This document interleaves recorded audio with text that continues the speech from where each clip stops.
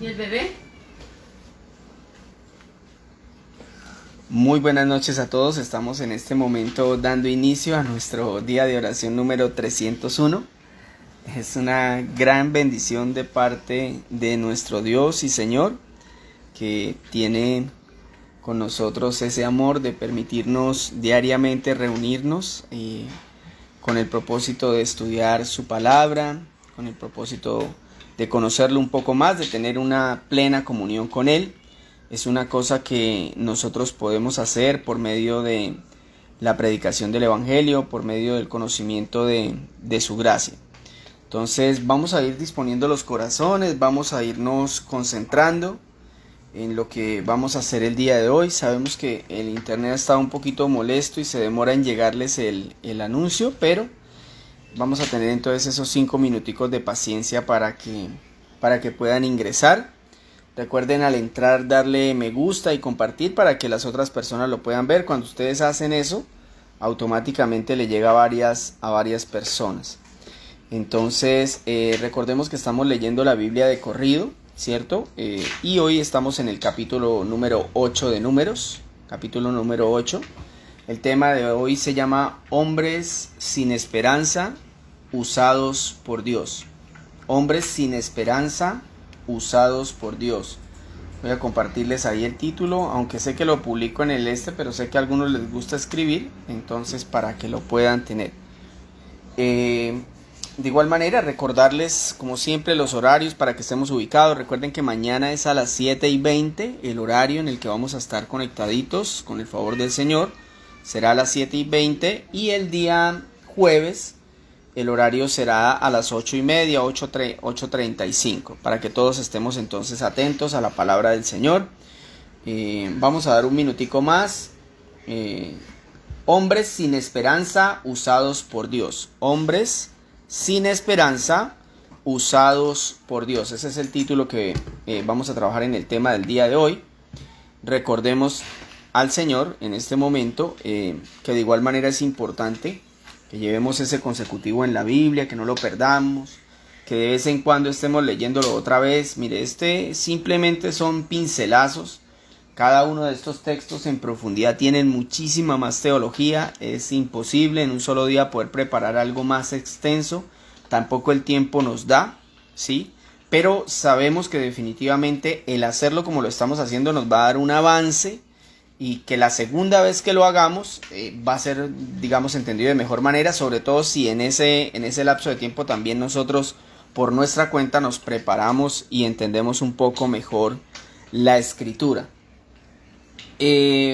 Bueno, yo creo que ya pasaron los 5 minutos. Vamos entonces a orar al Señor para darle gracias y dar inicio al grupo de oración. Entonces concentrémonos en la oración, pidámosle al Señor que nos quite las cargas, que nos dé sabiduría, que nos bendiga, que nos ayude para entender todo lo que Él nos quiere decir. Bendito seas tú, Señor y Salvador nuestro. Te agradecemos en esta noche porque nos disponemos a leer tu palabra, no porque nosotros, Señor, seamos mejores que los demás, porque tengamos mayor entendimiento, sino más bien porque tu gracia ha sido puesta en nuestros corazones, en nuestras mentes, porque tú nos has perdonado nuestros pecados en base a la obra de tu Hijo. Y ahora estamos aquí delante de ti, Señor, estudiando tu palabra, buscándote en oración, Señor, y queremos hacerlo de la mejor manera posible. Por favor, permite que tu Espíritu Santo more entre nosotros, nos guíe a toda la verdad y nos permita aplicar esta palabra directamente a nuestras vidas. Muchas gracias, Señor, en el precioso nombre de Jesús. Amén y amén. Damos inicio a la lectura. Números capítulo 8. Dice así. El Señor le dijo a Moisés que le dijera a Aarón: cuando instale las 7 lámparas, éstas deberán alumbrar hacia la parte delantera del candelabro. Así lo hizo Aarón. Instaló las lámparas de modo que alumbraran hacia la parte delantera del candelabro, tal como el Señor se lo había ordenado a Moisés, desde la base hasta las flores. El candelabro estaba hecho de oro labrado, según el modelo que el Señor le había revelado a Moisés. El Señor le dijo a Moisés: toma a los levitas de entre los israelitas y purifícalos. Para purificarlos, rocíales agua expiatoria y haz que se afeiten todo el cuerpo y se laven los vestidos. Así quedarán purificados. Luego tomarán un novillo y una ofrenda de flor de harina amasada con aceite. Tú, por tu parte, tomarás otro novillo para el sacrificio expiatorio. Llevarás a los levitas a la tienda de reunión y congregarás a toda la comunidad israelita. Presentarás a los levitas ante el Señor y los israelitas les impondrán las manos. Entonces Aarón presentará a los levitas ante el Señor como ofrenda mecida de parte de los israelitas. Así quedarán consagrados al servicio del Señor. Los levitas pondrán las manos sobre la cabeza de los novillos, y tú harás propiciación por ellos, ofreciendo un novillo como sacrificio expiatorio y otro como holocausto para el Señor. Harás que los levitas se pongan de pie frente a Aarón y sus hijos, y los presentarás al Señor como ofrenda mecida. De este modo apartarás a los levitas del resto de los israelitas para que sean míos. Después de que hayas purificado a los levitas y los hayas presentado como una ofrenda mecida, ellos irán a ministrar en la tienda de reunión de todos los israelitas. Ellos me pertenecen por completo, son mi regalo especial. Los he apartado para mí en lugar de todos los primogénitos de Israel. Porque mío es todo primogénito de Israel, ya sea hombre o animal. Los aparté para mí cuando herí de muerte a todos los primogénitos de Egipto. Sin embargo, he tomado a los levitas en lugar de todos los primogénitos de los israelitas, y se los he entregado a Aarón y a sus hijos como un regalo. Los levitas ministrarán en la tienda de reunión a favor de los israelitas y harán propiciación por ellos, para que no sufran una desgracia al acercarse al santuario. Versículo 20. Así lo hicieron Moisés y Aarón y toda la comunidad de Israel. Los israelitas hicieron todo lo que el Señor les había mandado a Moisés en cuanto a los levitas, los cuales se purificaron, lavaron sus vestidos. Aarón los presentó ante el Señor como ofrenda mecida e hizo propiciación por ellos para purificarlos. Después de esto, los levitas fueron a la tienda de reunión para ministrar allí bajo la supervisión de Aarón y de sus hijos.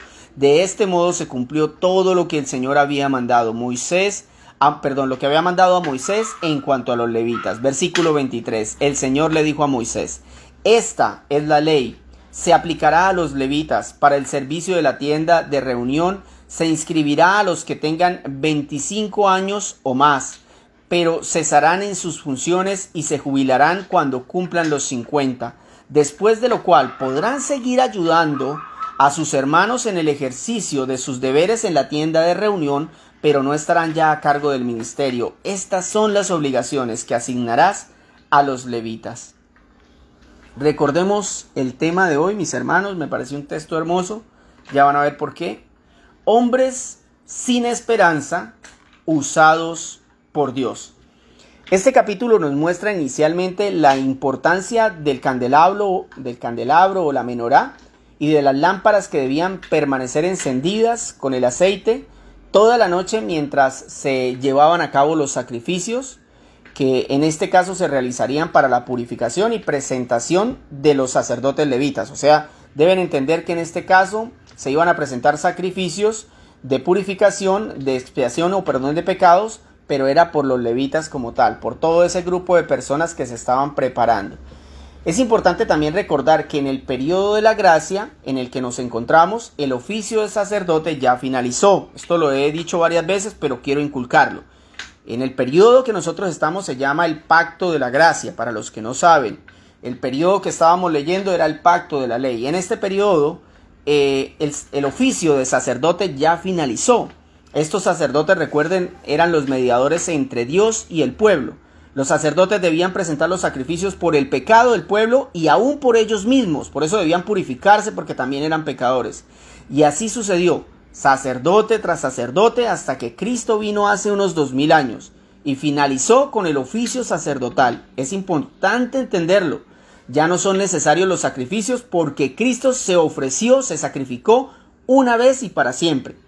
En sus errores, la Iglesia Católica levanta e instruye sacerdotes en una mezcla de ritos basados en la tradición romana con los cultos judíos e intentan duplicar el sacerdocio arónico.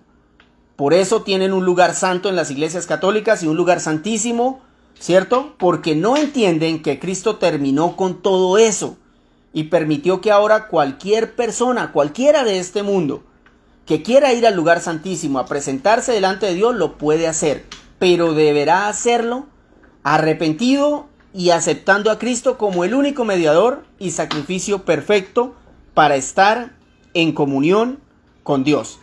Esa es la introducción de este tema en particular. ¿Qué queremos aprender hoy? Dos verdades bíblicas que se encuentran en este texto que me parecieron hermosas. Recordemos nuevamente el título: Hombres sin esperanza usados por Dios. Dos verdades bíblicas. Primera verdad: todos hemos pecado. Esa es la primera verdad que encontramos en este texto. Todos hemos pecado. Mire lo que dice el versículo 5 hasta el 9. El Señor le dijo a Moisés: toma a los levitas de entre los israelitas y purifícalos. Para purificarlos, rocíales agua expiatoria. Y haz que se afeiten todo el cuerpo y se laven sus vestidos. Así quedarán purificados. Luego tomarán un novillo y una ofrenda de flor de harina amasada con aceite. Tú por tu parte tomarás otro novillo para el sacrificio de expiación. Llevarás a los levitas a la tienda de reunión y congregarás a toda la comunidad israelita.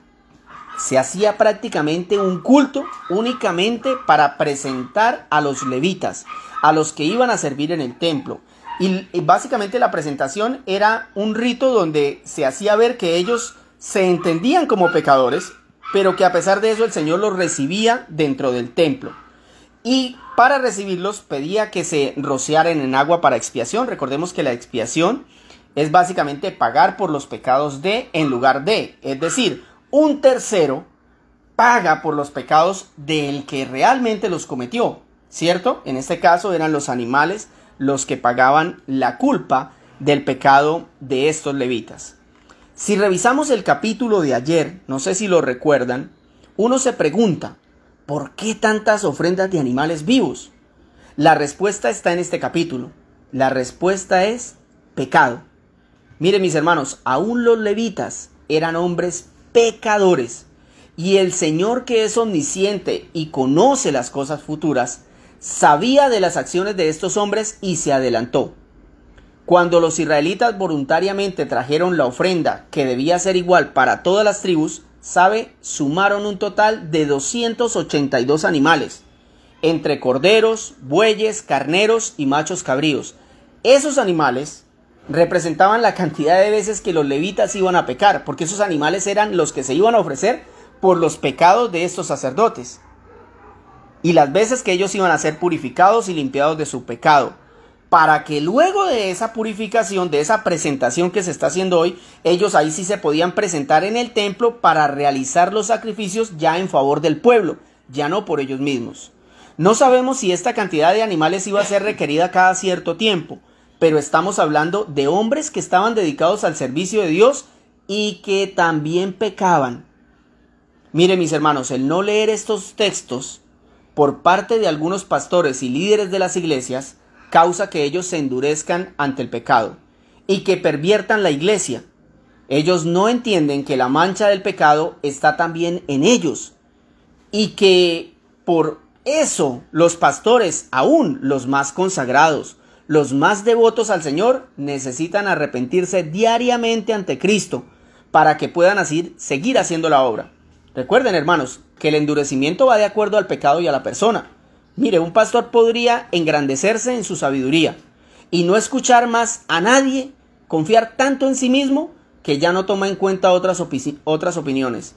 Eso le ha sucedido a muchos hombres de Dios que se desviaron, y de la misma manera le sucede al que adultera, a los que roban, a los que escuchan espíritus engañadores. Llegan a un punto donde se sienten o tienen tanto poder que sin darse cuenta se ponen en la posición de Dios y no creen que es posible caer. O sea, ellos se creen infalibles. Y el punto de esta verdad bíblica es que todos hemos pecado. Todos hemos pecado. No importa el nivel de santidad al que usted llegue. No importa el nivel de oración al que usted llegue. No importa el nivel de conocimiento de la Biblia que usted llegue. No importa, mi hermano. Si estos sacerdotes levitas que estaban viendo a Dios en su propia presencia, con sus propios ojos, pecaban y se necesitaban sacrificios, ¿qué le hace creer a usted que usted no va a pecar? Romanos 3, versículo 9 hasta el 12 dice algo muy importante. Leámoslo. ¿A qué conclusión llegamos? ¿Acaso los judíos son mejores? De ninguna manera. Ya hemos demostrado que tanto judíos como gentiles están bajo pecado. Así está escrito. No hay uno solo justo, ni siquiera es uno. No hay nadie que entienda, nadie que busque a Dios. Todos se han descarriado, a una se han corrompido. No hay nadie que haga lo bueno. No hay uno solo. Es tremendo, hermanos, porque todos desde Adán hemos pecado y no somos dignos de ser salvados, menos ahora de ser sacerdotes o pastores o líderes o servidores del reino de Dios.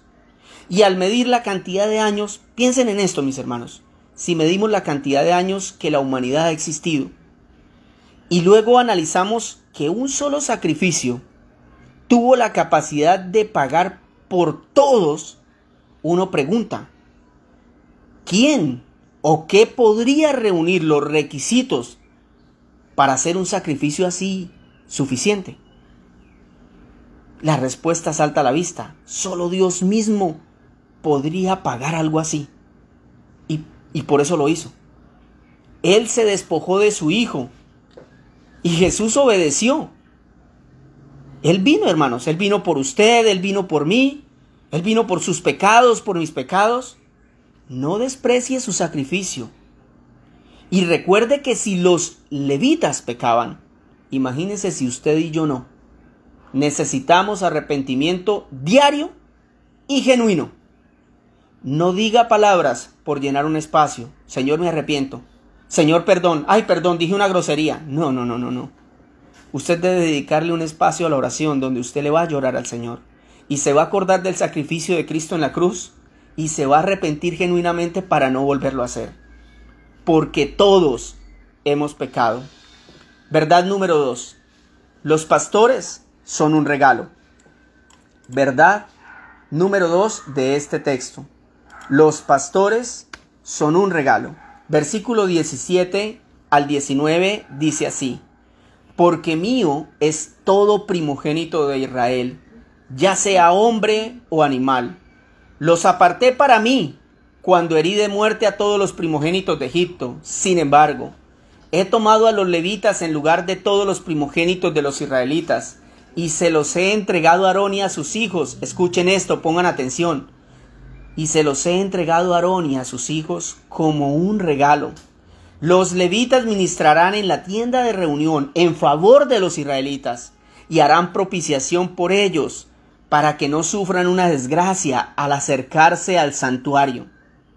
El Señor dice en este texto que Él se regaló a sí mismo la tribu de Leví y que los primogénitos israelitas serían un regalo para Aarón y para el pueblo. ¿Saben por qué era un regalo, hermanos? La razón salta a la vista. Ellos eran los intermediarios, ellos eran el eje que hacía posible la reunión de Dios con el pueblo de Israel. Sin levitas no había comunión, mis hermanos, y el Señor se los dio por gracia, un regalo, de tal manera que el pueblo no sufriera las consecuencias de estar en la presencia de un Dios que es santo, que es verdadero, que está lleno de poder y majestad, que con el solo acercarse a Él morían fulminados.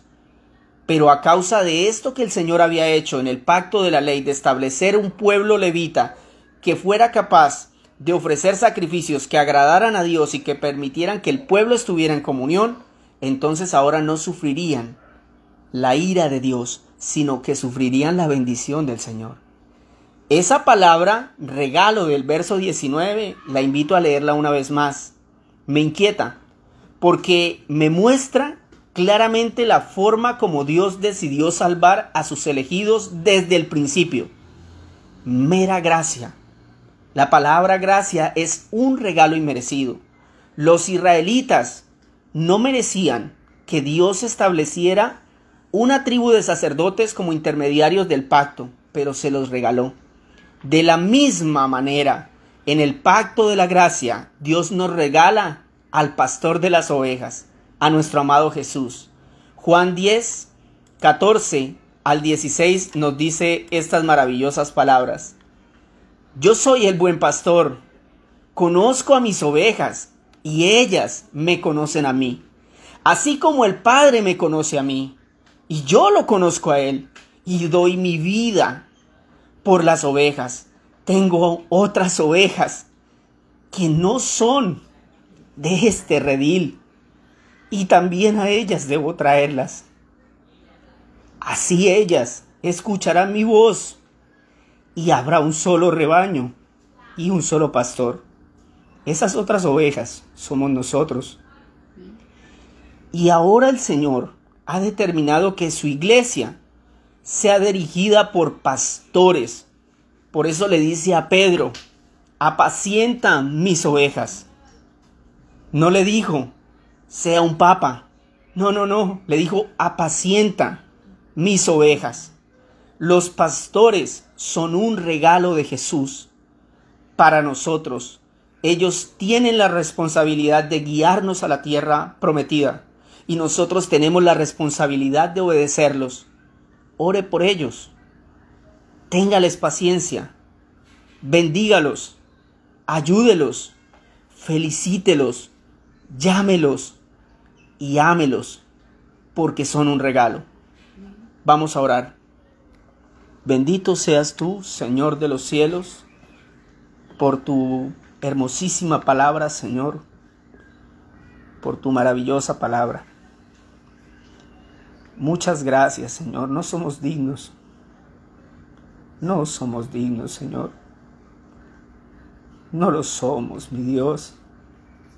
Te pedimos que nos perdones, Señor, pero no somos dignos de perdón. Solo tu sangre, Señor, solo tú como nuestro abogado, Señor, como el pastor de las ovejas que las cuida. Tu palabra dice que ninguna se perderá, que ninguna se apartará de tu mano. Tu palabra dice que tú las buscarás, Señor, y las hallarás perdidas, quebrantadas, piernipartidas, Señor, doblegadas por el mundo. Trae a tus ovejas, mi Señor. Trae a tus ovejas, mi Dios. Proclamamos tu palabra hoy, Señor. Haz tu obra maravillosa en cada corazón. Transfórmalos, Señor. Conviértelos, mi Dios, por favor.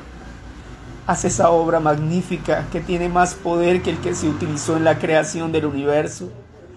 El poder de resucitar a un muerto espiritual, a un hombre que te odia. Resucita a aquellos que no te aman, Señor. Por favor, Señor, dales vida. A veces nos cansamos, mi Dios, de batallar y batallar contra aquellos que no se quieren acercar a ti, aunque tu sacrificio está disponible. Clamo por ellos, Señor. No nos cansaremos de hacerlo, mi Dios. Danos nuevas fuerzas. Permite que aquellos que aún son necios en su pecado, el velo les sea quitado, Señor.